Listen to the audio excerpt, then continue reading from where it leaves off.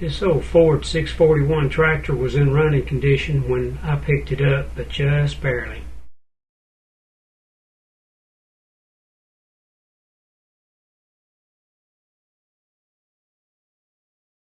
I had a background soundtrack that I was going to use in this video and was prohibited from doing so because of copyright infringement. I'll be doing some major work on this bush hog in another video. Taking this 641 to my 4-bay repair shop about 10 miles away in western North Carolina. My son has a nice little trailer here. I made the rails for it.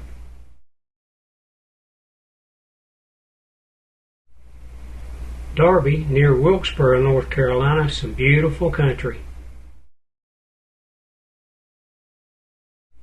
The alternator and crank pulleys do not line up.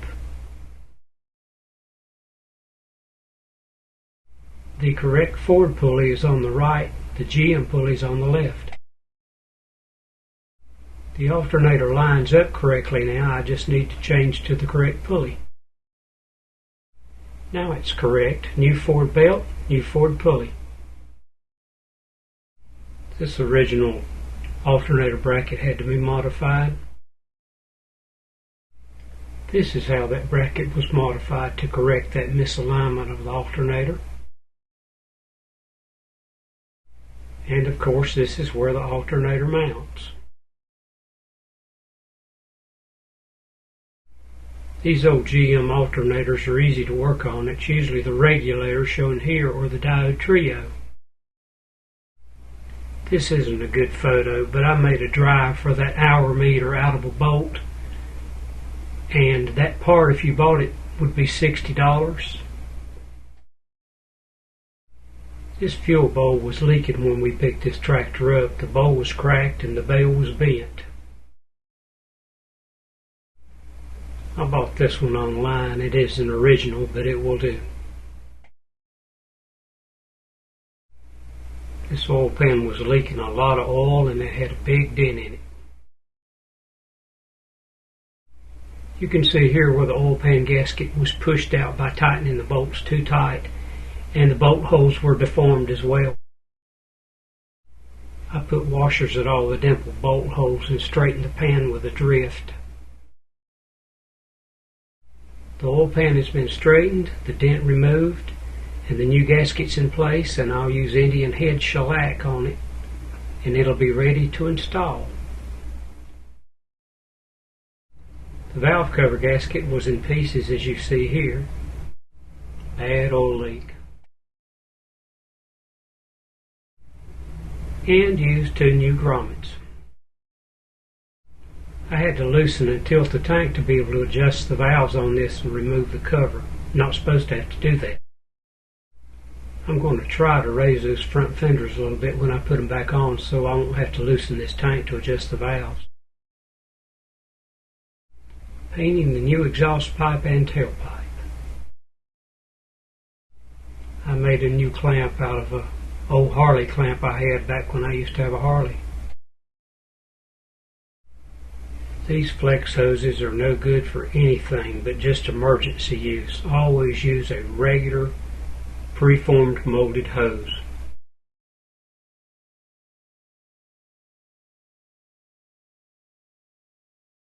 The ignition coil had a crack in it which would cause a hesitation on acceleration. The oil gauge had a very slight leak, and I didn't know that till I turned the gauge over and it covered the lens with oil. I made a fitting to use a GM oil pressure switch in conjunction with this new gauge to work the oil pressure light I installed. Timing mark is on the flywheel on the right hand side. I straightened out the wiring here to make sure it was safe.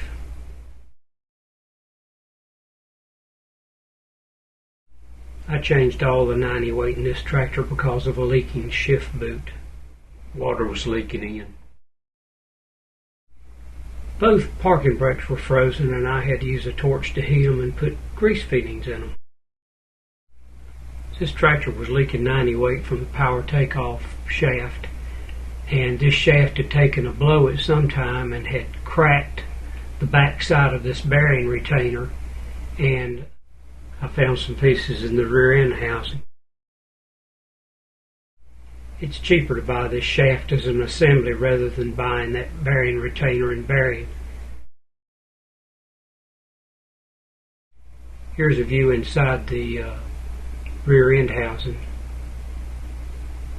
And here are the parts that I had to fish out of the rear end housing with a magnet, the broken part of that bearing retainer.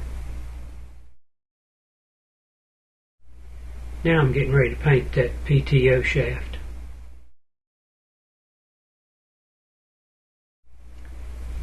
A new shaft will come with this little cover to keep the dirt out. Now the brackets are back on, and so is the overrunning clutch, which is like a sprag clutch.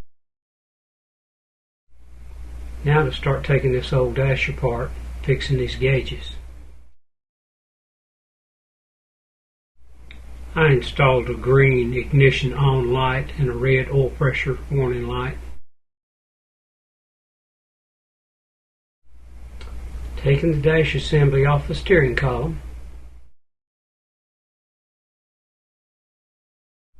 Now you can see the steering gear, which is like 2 gears in one. It has 2 pitman arms, one on each side.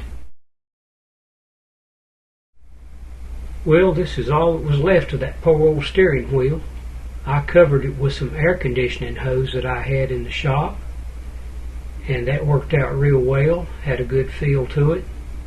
And then I had a little bit of trouble finding a lace-on steering wheel cover, but I finally found one online, and I installed that. You can turn the switch to the right to start, or you can turn it to the left and use the original foot starter switch. Here's a new switch and keys, and in order to make this work I had to add a relay, shown here because the Ford solenoid works by ground to make it work. These universal seats are available at tractor parts places and online too. Here is what was being used as a seat when I got this old tractor when I picked it up. The old pan type seat was still in pretty good shape, but I wanted to go a little bit better than that. I wanted to use this old seat suspension because it does work really well. I made some new brackets that will bolt right up to the seat holes that were there on this new seat. This is a little bit safer, I think, and it certainly does look better.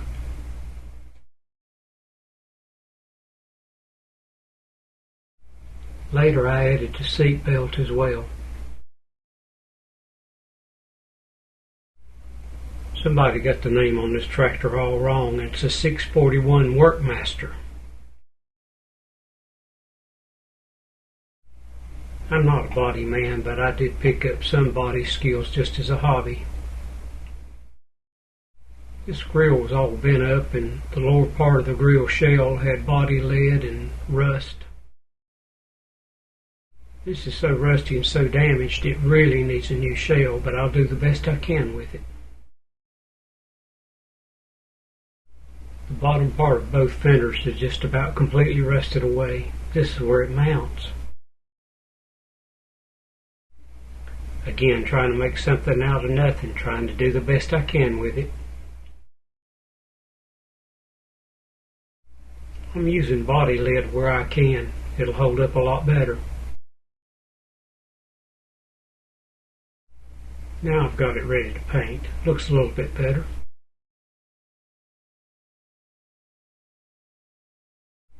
The Woods Family Farm in Darby, near Wilkesboro, North Carolina.